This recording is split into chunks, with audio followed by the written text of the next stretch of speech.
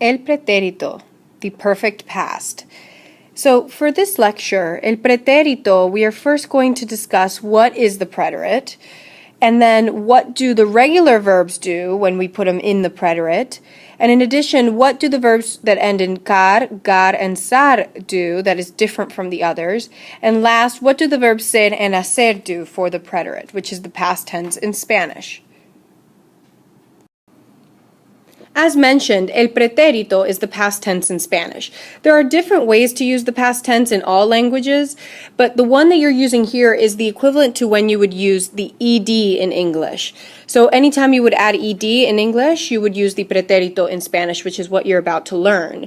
So in the case of started, so I started this lecture, or I worked at wherever it is you worked, or I learned Spanish. All of that is past tense. Of course, English doesn't always add ed. Sometimes it has irregular forms like went. You don't say I goed.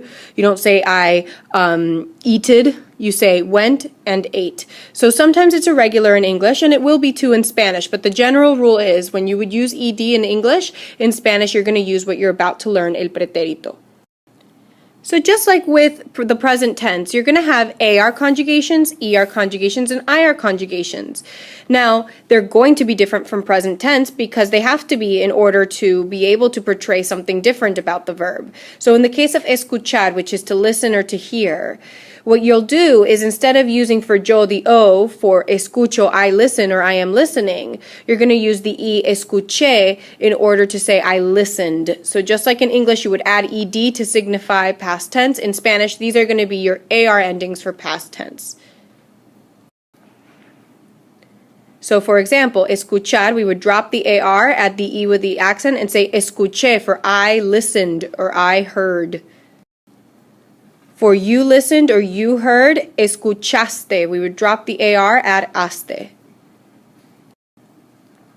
For he listened or she listened or you formal listened, you're going to drop the AR and add the O with the accent, escuchó. To say we listened, again past tense, you're going to drop the AR and add amos. Notice that it's the same form in present and past tense. So this is one of those weird situations where you're just going to have to know from context whether it's going to be past tense or present tense that people are talking about. And the last form for ellos, ellas, ustedes, or they and y'all or you guys, it's going to be escucharon. Drop the AR and add aron. Now here are the ER and IR endings for the preterite. If you want to put verbs like comer or another verb like compartir, which is an IR verb, if you want to put them into the past tense, these are the forms that you would use. Y, iste, yo, imos, yeron.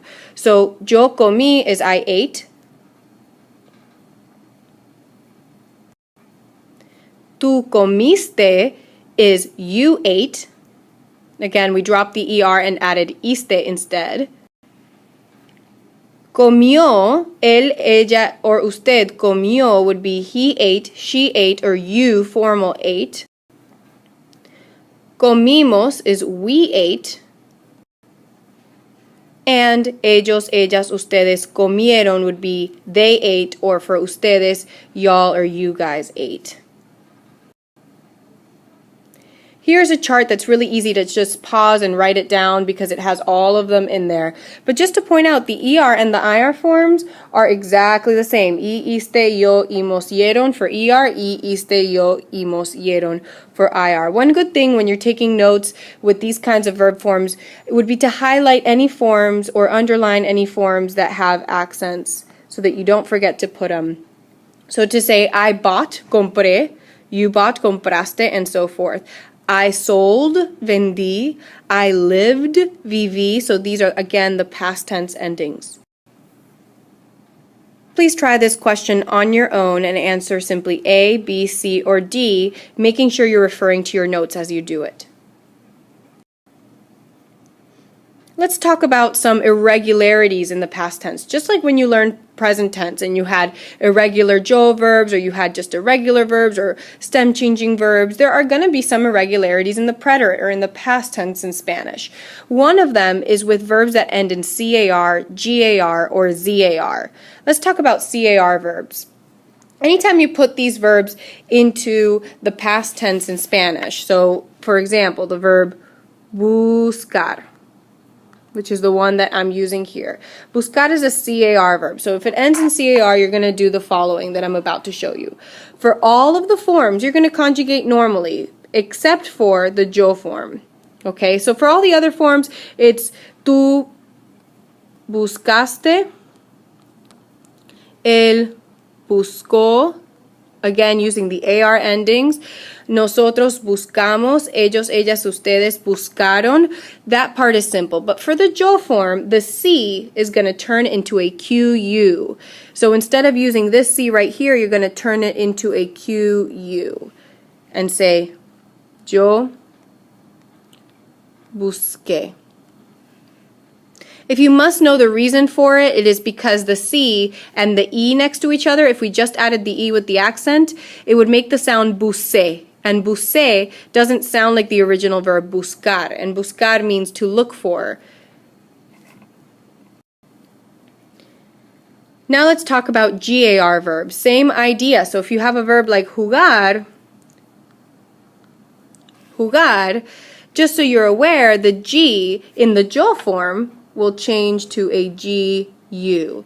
And you will say, yo jugué, tú jugaste, GU here, and then normal ending here. And the last type of verb that does this very strange little yo change is the ZAR type verb. So in the case of cruzar, cruzar means to cross, as in to cross the street, for example.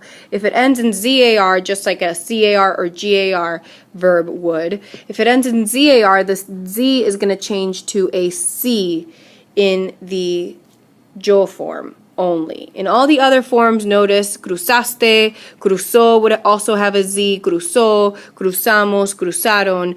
They're all normal, but in the yo form, the Z changed to a C. Now, again, on your own, try pregunta dos, the second question. What you're going to do is plug in the verb empezar twice into this little example. So, in that blank, then, mi tarea más o menos a las 8 de la noche. No terminé hasta las 10:30. ¿A qué hora blank tú? So, try to figure out what form you're going to use, and keep in mind, it's a ZAR verb, so you're going to have to do that change from a Z to a C if you decide to use the yo form. And the last two verbs I'm going to talk to you about are ir and hacer. Now these two are irregular verbs, which is why they don't conjugate like a normal AR, ER, or IR verb. If they did, you would just drop the IR, drop the ER, and add the endings I just taught you in the previous slides. However, in the case of these, you just kind of have to memorize each one. They don't really look like the original infinitives. They look a little bit different, so you have to memorize them case by case. So ir is to go. Therefore, if I say fui, knowing it's past tense, it's I went. Fuiste is you went.